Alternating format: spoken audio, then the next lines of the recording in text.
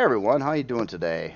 Thought I'd put out an update, show you what I've been working on the last few days. I haven't had a huge amount of time again with EGS, but I did get some things done. One of those things is the MX4. I put quite a bit of time actually into this. Last video when I talked about this, I said it's a small ship. The interior is pretty small. Shouldn't take very long to do. Um, I totally am eating my words there. And I say stuff like that quite often, and I'm always like wrong. I'm always wrong, I swear.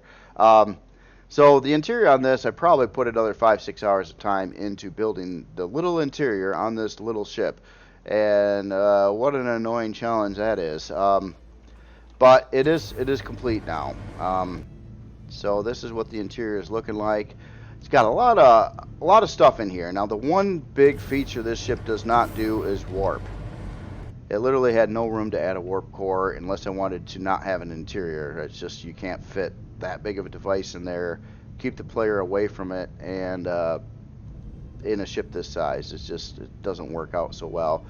Unless it didn't have an interior, then I could probably do it. But that sort of defeats the whole purpose of this ship and how the cockpit is and everything else. So what it does have is, well, let's just take a look at some specs to start with.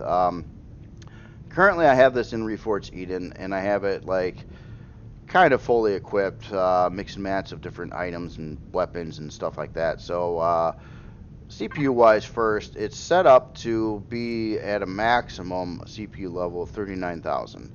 So that would be one basic core, two improved cores, and two advanced cores in Reforged Eden. I'm not sure how this is going to play out yet in vanilla. Currently equipped, I got a long-range radar, which is going to be a Reforged Eden only thing, detector, 5 minigun turrets, 4 plasma turrets, and 4 rocket launchers. But also has a shield, which is up on the ceiling here with the taxi tank over there, med bay, even has a constructor in here, passenger seats, a couple extra cargo boxes, 8K ammo storage, armor locker, O2. I'm trying to make access to get to everything. It has room to put in up to 4 regular vanilla SV generators. Currently in this version I have 2 of the Reforged Eden 1X3 advanced generators, but there's like a 4-block area on both sides over here to put in either or on your generators. So, and then it has Wi-Fi, of course, too. So that's about the extent of it. It flies pretty good. It's got decent takeoff speed. I don't think it's going to have any problems with its 8K ammo bay if that's loaded up. Probably slow down a little bit, of course. The biggest drawback on the ship right now in flight, I'm noticing, is the worst stat, which is probably roll. And if you take a look at this, my roll speed at maximum. I mean, it's not the most important stat for getting around. The strafing's pretty good. Your forward, backward, and turning are all alright. It's just the roll's weak. I really can't do anything about it. I thought it might have been a better rolling ship due to it's not super wide, but it still doesn't roll very good. I'm not interested really in trying to put a RCS in it. You could though. I mean, obviously anybody that gets this could tweak it out any way they want to for whatever specs they're looking for. But that's about how it came out. I'm pretty happy with it. It took a lot longer than I would have thought though to do it. So I'm hoping it's all worth it. It's not a super tough ship though. It's for using it in game. It's kind of a gunship. I would say. Utilities / maybe attack some lighter POIs and things like that with it. But it's going to be largely dependent on the shield being charged and operational. If you start taking a lot of hits, this is a steel-hulled ship. With the amount of explodey and otherwise parts that you have to put in something in such a small package, it's literally impossible to layer all that around every single part and seal everything off perfectly. I tried to be smart with the blocks that I placed and where I located the parts at. Tried to be. Now we'll see how that works out in actual thing, but it's literally impossible to make it like impervious. But I would say it's every bit as tough as probably the MX5. The MX5 is not a tough ship though, so I mean, you can take that how you want it. So on other things, I also did work on the Persis CV3 a little bit. I wanted to get more done on that. Maybe I will today, I'm hoping. But I started on the interior in the front area, trying to figure out like the main elevator on where I'm going to set up the floors and where I'm going to set up the major room areas that I want the ship to have. Now right now the hangar space is pretty big. It doesn't have the ceiling height as the CV2, but the overall area is about the same. Now the CV2, I had the storage and constructors out in this location here, and I do plan on putting some of those back, but due to the fact I want this to have just more storage and constructors, well, at least more storage. I won't say more constructors, probably less constructors than the CV2. I did also set up like another setup over across the front of the hangar, which is given a couple constructors, a couple 320K storage areas. Oh, I better keep that on. Now right now I was trying to fit things in, and my goal here is I wanted to keep the front of this ship, unlike the CV2, to be void of damageable parts. Like the CV2 did have engineering up in this area. It kind of puts it, you know, if it starts taking a lot of front impacts and things like that, you could blow up your warp core or your shield or even generators. The generators were a little more off to the side and stuff, but in this ship I'm pushing everything backwards. So the engineering section actually would be kind of right as you come into the ship from the main ramp. This is your central elevator to get you up to the rest of the ship, and then you have engineering already here, and right now it's got a couple of big generators in here, and then the shield is right up front here. The warp core I may change this. I think I will change this, but right now I got the warp core here. I wanted to again keep it out at the front, but I think I do have a little bit more room in the front of the ship as well in this region to put in a warp core, and I may do that again. Reason being is I wanted this location to be probably for a secure bridge, or maybe I could even push that back a little bit into this central area here. So one other thing I'm going to have to deal with too is the rear like elevator situation. In other words, like if you're all the way back here and you get attacked, it's a long run to get to this elevator, especially if you're going to the first person bridge. You'd have to come up here, and then the first person bridge is actually still further back, so I don't have floors here, but you would actually have to get up into this section, so that's a lot of traipsing around to get there. Now the Persis CV2, I had some side elevators over here. I'm going to have to do that same thing again, so you got quicker access to get up there, but there's no way I'm going to be able to conceal that, so I'm probably going to have to do something like what was done on the MCRN Draper and have like the HECAT carrier, or Kate, or I'm not sure exactly the correct pronunciation, but some kind of like walk path that would come up and then meet to the central location that would run underneath the runways on here, and I think that would probably do it.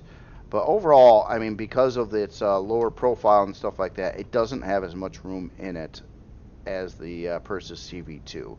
I lost a little bit, but the thing is I was really kind of intentional so I could get rid of like unneeded areas. So I mean, every area will be filled up with you know, whatever I can get there.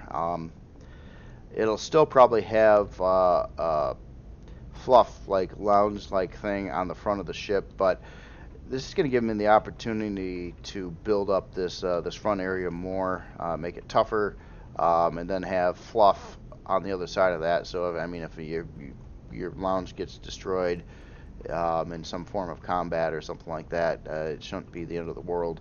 And then the main parts of the ship will be more protected than what the other ship was doing, and that was kind of a goal on this too.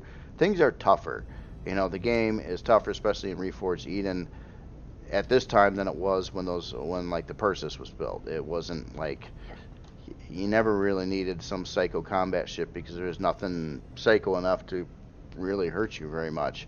But now that's not the case. That's kind of a good thing. I mean, it definitely is. So that's kind of where I'm at on these two things. I haven't done anything more with the Emerald Dragon to Creel conversion yet either. I guess my biggest thing was I wanted to get the MX4 done and get that project out and released and things like that. So the time I did have, most of it was put into there and then a little bit into the Persis. But the Persis I do want to ramp up. It is my next major project to get done. This one was supposed to be kind of a minor project and turned out to be, I don't know. Ships just generally take longer than I would expect, I think, to build in general, especially when I get to some kinds of ships. SVs, they tend to take a little bit. And a lot of that has to do with the interior, too. I mean, doing the block work and the shaping on the hull and fitting thrusters, it doesn't seem to take an incredibly long time, but once you try to get all these parts in there and get it working on the insides, on a ship with an interior at least, it does take a lot longer, a lot of playing around, a lot of like trying to make room here so you can fit this, so you can do this, and then you look at the CPU and you're like, no, and then or you add this, and then it's like, no, I don't have enough power, and you go in this this vicious little circle until you can work out all those details, and that can take a while. And then if you try to do what I'm trying to do, make it dual compatible with vanilla and Reforged Eden, you're adding in another element of complexity to it as well. But I prefer to do it that way because again, I know I stated this lots of times before, I really, really hate putting out two versions of the same thing. I do. It's bad for the creation, and it's a lot more work on my part because then I got to make two separate posts, and I think I'm within the next like 30 some creations or so, I'm going to be literally out of anything more I can post on Steam because it's getting that severe. I think you can only have 200 workshop creations. I'm not there yet, and I can delete older stuff too, so it's not the end of the world or anything. I'm just saying I'd rather not waste two potential creations on the same creation. I have done that in the past. I had to do that with the Merc Renegade as well. And well, it was really needed to do on this one. There was no way I could get around it. There's too many differences between vanilla and Reforged Eden. And yeah. Anyway, that's about all I've got for today. I'm very much behind on comments and things too. So if you said something and had a question, I probably haven't looked at it yet. So if you didn't get any kind of response or anything like that, I apologize. I'll try to look at that here pretty soon too. And other than that, you guys all have yourself a good day. Got any questions or whatever, let me know. Oh, and last thing, the Merc-MX4, I will need to do an update on this. It had to do with the oxygen problem I totally forgot about a while back. It was brought up by a person that it was missing oxygen in the central section of this. Why are my keys not working? I'll bring up the menu. No. There we go. Okay, sorry. And it's a really easy fix. But basically, I had some decal blocks in here in this location and in the location on the other side. Just little thin blocks that I didn't expect them to disrupt the oxygen, but they did. So as you're walking through here, I had this little void area in the middle of the ship that would cause you to not have oxygen when you're standing here because it's exactly 3 blocks tall where that area was. So I'm going to patch this ship pretty soon, I think, and finally fix that O2 problem. And I did forget about it. It kind of sucks too because I just had to remove a little bit of detail from it to fix the problem. The thin blocks do interfere with the oxygen, but don't block the oxygen. It's weird. So, all right. Y'all have yourself a good day. I'll talk to you later.